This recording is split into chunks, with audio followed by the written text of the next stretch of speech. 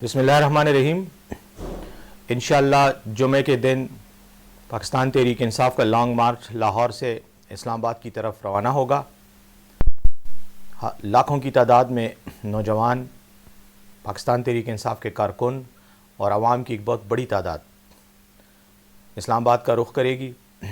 राना सनाउल्लाह अभी से खौफ और दहशत की वजह से गीदड़ भभकियाँ दे रहे हैं। कभी इमरान खान साहब को धमकियाँ देते हैं, कभी तहरीक इंसाफ के कारकुनों को धमकियाँ देते हैं।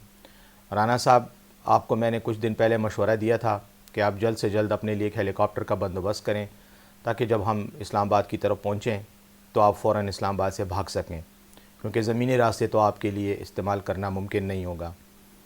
तो आप एक तरफ पंजाब के और दूसरी तरफ खैबर पुख्तनख्वा के नौजवानों और तहरीक इंसाफ के कारकुनों के दरमियान फंसने से पहले ही अपनी जान बचाकर भाग जाएं। पाकिस्तान तहरीक इंसाफ का ये लॉन्ग मार्च कामयाब होगा। आप कंटेनरों की जितनी भी दीवारें खड़ी कर दें, इंशाअल्लाह सबको पाश पाश करके इस्लामाबाद पहुँचेंगे।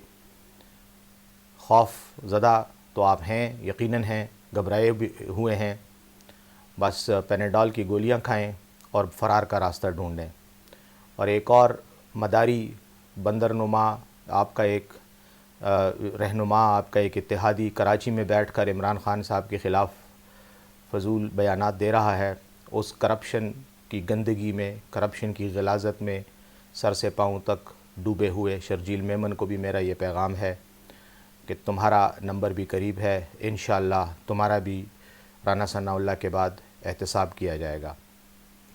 पाकिस्तान तहरीक इंसाफ के तमाम कारकुन इंतहाई पुरजोश हैं, पुरअज़म हैं और इंशाअल्लाह बहुत जल्द इस्लामाबाद में राना सनाउल्लाह को उनके नारे सुनाई देंगे।